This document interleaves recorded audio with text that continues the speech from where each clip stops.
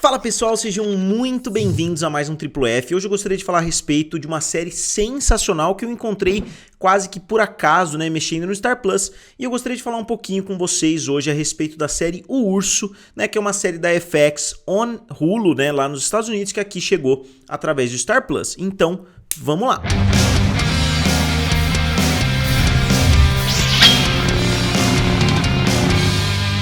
Então, pessoal, antes de falar a respeito dessa série, eu gostaria de dizer que, pra mim, pelo menos, existem séries dramáticas, existem séries de comédia, existem até as dramédias, que a gente tá acostumado a ver hoje em dia, que é comédia com uma pitada de drama, ou até um drama, com uma pitada de comédia, e existem séries que, na minha opinião, são séries da vida real, digamos assim, séries como Atlanta, do Donald Glover, e séries como O Urso, que é uma série da FX, que eu achei sensacional. Eu acho que é uma série que não dá pra gente encaixar em nenhuma categoria, porque é uma série um pouquinho mais crua, que não se rende tanto assim às convenções de seriados. Muitas vezes o episódio não tem um começo, um meio e um fim. Eu achei uma série sensacional, eu diria que é a melhor série original, que eu vi nesses últimos tempos, considerando que séries como The Boys, considerando que muitas outras séries que eu gostei bastante, a sexta temporada de Rick and Morty, eu tô achando sensacional, são séries que já estão na segunda, terceira, quinta, sexta temporada. Essa série, O Urso, é uma série completamente original. Eu não pesquisei muita coisa a respeito da série justamente porque eu queria trazer a minha opinião mais pura aqui pra vocês, sem pesquisar muito a respeito, e eu adorei a série, como eu falei. E spoilers, a partir daqui, quem quiser conferir a série pra depois voltar e assistir o meu vídeo, podem conferir numa boa, porque eu vou dar spoilers, a respeito da série a partir de agora. Então eu recomendo demais, se vocês estão procurando uma série nova, assistam a série O Urso. E pessoal, eu queria pedir para vocês se inscreverem aqui no canal. Eu sei que esse vídeo não vai dar muitas views, não é um tema que é tão interessante assim, só que é uma série que eu queria trazer para vocês, porque muitas pessoas me agradecem, por recomendações como Rick and Morty, como Community, ou até muitas outras séries que eu já recomendei aqui no canal, que as pessoas assistem e voltam para me agradecer por ter recomendado. É uma série que eu acho que muitos de vocês vão gostar, principalmente se vocês já assistiram séries como Atlanta e já gostaram. Então, se vocês puderem deixar um like, comentar, se inscrever para dar aquela ajudinha, o YouTube tá meio maluco, então seria uma forma bem legal de vocês ajudarem o canal, porque é rápido, fácil e de graça. Então eu gostaria desde já de parabenizar o criador, que eu particularmente não conhecia, é o Christopher Storer. Eu dei uma pesquisada, parece que ele não tinha feito tanta coisa assim antes de fazer essa série, e eu acho que era aqueles projetos que ele deve ter passado um tempo tentando desenvolver, e a série saiu muito bem. A série foi confirmada para uma segunda temporada, o que é muito interessante, porque eu acho que a dinâmica da segunda temporada pode ser completamente diferente, considerando o que acontece no decorrer dessa temporada. Mas falando a respeito da primeira temporada como um todo, a gente tem o personagem principal, que é o Carmen Berzato, que é um grande chefe de Nova York, na verdade ele é nascido em Chicago, ele se mudou para Nova York e ele se tornou um dos maiores chefes do mundo, Muitas pessoas falam no decorrer da série que ele é o chefe do maior restaurante do mundo, e ele até mostra bem pouquinho da vida dele, como um chefe em Nova York. Só que o irmão dele, que é o Michael, ele comete suicídio, e ele é dono de um restaurante em Chicago, de uma deli praticamente em Chicago, que serve sanduíche, serve massas e etc. Não é um restaurante de prestígio, não é um restaurante muito bom, digamos assim. E o que acontece? O Carmen volta, para Chicago para tomar conta do restaurante que o irmão dele deixou para ele. Ele tem a irmã dele também, que é a Sugar, que não aparece tanto assim na série, apesar dela ter uma certa relevância em alguns episódios, e a gente acompanha, a dor do Carmen. Ele tá tomando o restaurante que era do irmão, ele vai tomando conta, ele tá tentando colocar ordem no lugar. A gente acompanha as sub-histórias assim, dos personagens em volta.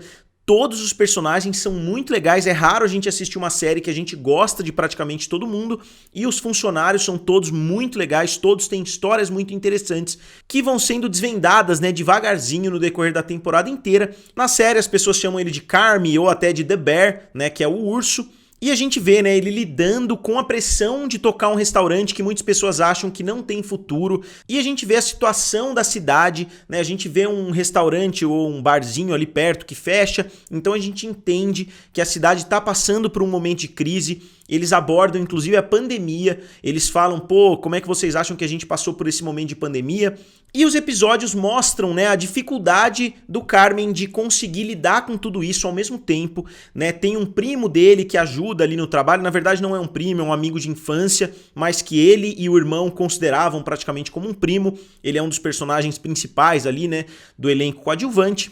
E eles vão mostrando de uma forma muito interessante essa dinâmica, né, do restaurante. A gente vê a evolução do restaurante, a evolução dos funcionários, né, sob essa nova direção, digamos assim. A gente vê os conflitos ali entre os funcionários mais resistentes, entre os funcionários menos resistentes que abraçam essas mudanças.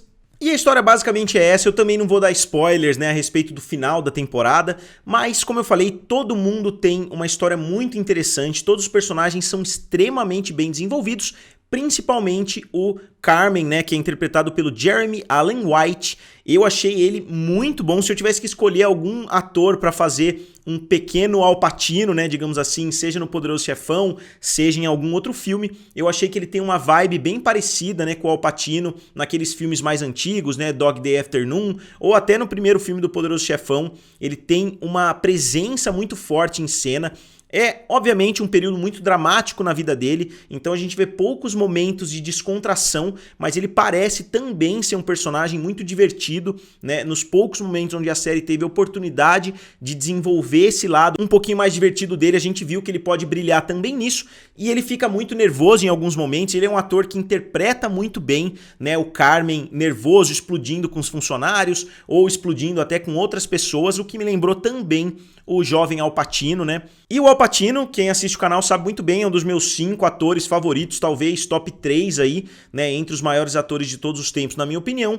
Então é um elogio, digamos assim, do mais alto calibre, falar que ele realmente consegue capturar essa mesma energia. Eu não tô dizendo que é um ator da mesma qualidade, que vai ter uma carreira semelhante, nem nada disso. Eu tô dizendo que nessa série, nesse papel em específico, eu consigo imaginar ou ele interpretando um jovem Al Pacino em outros filmes, ou o próprio Al Pacino interpretando o papel, né, que ele interpreta nessa série do Urso. E não é só ele que brilha, eu gostei do elenco inteiro. O Rich, né, que é o primo dele, que é interpretado pelo Ebon Moss, também é um personagem que eu gostei bastante. É um personagem que é feito para ser um pouquinho mais chato, só que mesmo os personagens chatos da série são muito, digamos assim, você consegue se relacionar muito com eles, porque parecem pessoas da vida real, como eu falei. Me lembrou bastante Atlanta, quem já assistiu, né? Parece que eles não estão interpretando um personagem, parece que eles estão simplesmente vivendo ali um dia após o outro, né? A gente torce para que o restaurante dê certo. A cada episódio a gente tá torcendo, né? Tem episódio que acaba a luz, é o grande problema do episódio, é que acaba a luz e a gente pensa, pô, eles não vão conseguir ganhar dinheiro, eles vão ter que pagar os funcionários,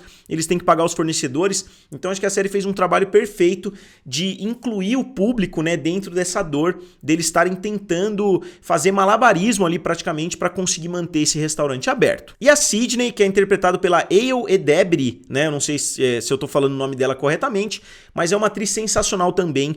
Eu gostei muito da participação dela, ela é bem sarcástica, ela é bem correta, né, digamos assim, ela segue praticamente tudo que o Carmen fala, ela consegue botar ordem, né, digamos assim, enquanto o Carmen tá focado, né, no luto dele, quando ele tá realmente uma bagunça na cabeça dele, ele não sabe o que fazer, ela tá ali para ajudar, para auxiliar ele no dia a dia do restaurante. E ela tem ideias muito boas, ela ajuda bem, né, a organizar o restaurante para que ele volte a crescer. Então achei ela quase que a co-protagonista junto com o Carmen. E uma história que passa quase que despercebida, que eu achei o ponto alto da série, que é quase que o coração da série, é a história do Marcus, né, interpretado pelo Lionel Boyce. Ele é um cara que ele fazia pães ali, né, pro Michael, que era o dono anterior, obviamente o irmão do Carmen, que acabou cometendo suicídio.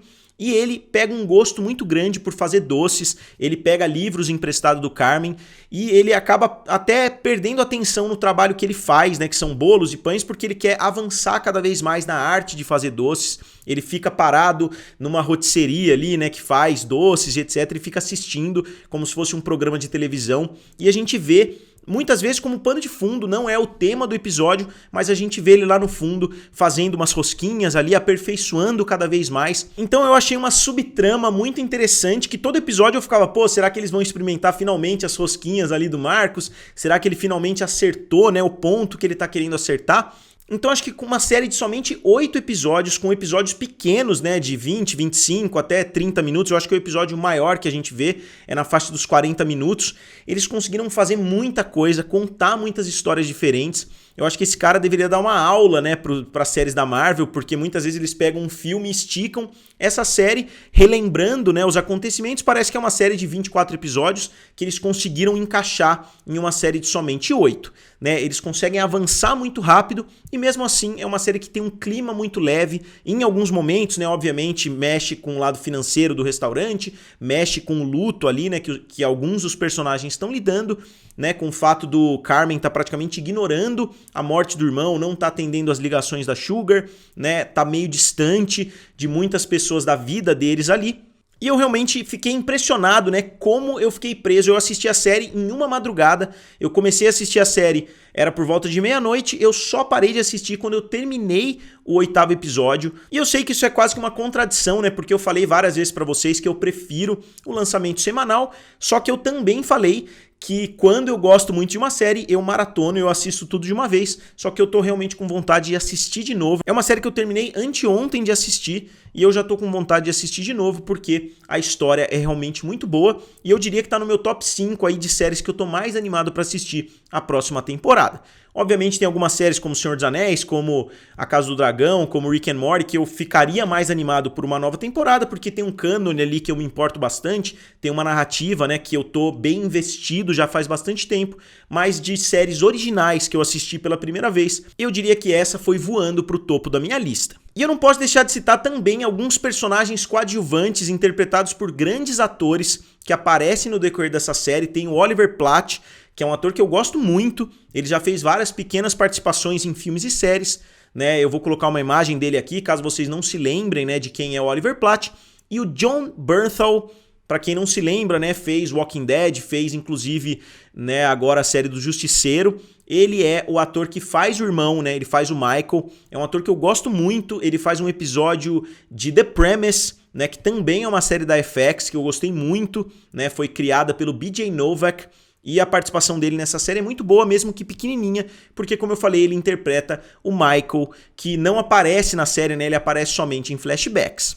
E só citando agora no final do vídeo, uma das melhores cenas da série é um monólogo praticamente, que a cena fica fechada na cara do Carmen por alguns minutos, né, uma cena que é um longo take, onde ele explica o relacionamento dele com o irmão, né? Ele sempre se considerou o melhor amigo do irmão, aí o irmão caiu nas drogas, aí o irmão ficou com um restaurante, pelo menos é o que dá a entender, que o irmão ficou com um restaurante que era do pai, né? E o irmão meio que se distanciou do Carmen, provavelmente porque o irmão caiu no mundo das drogas e se recusava, né, a abrir o jogo com o irmão.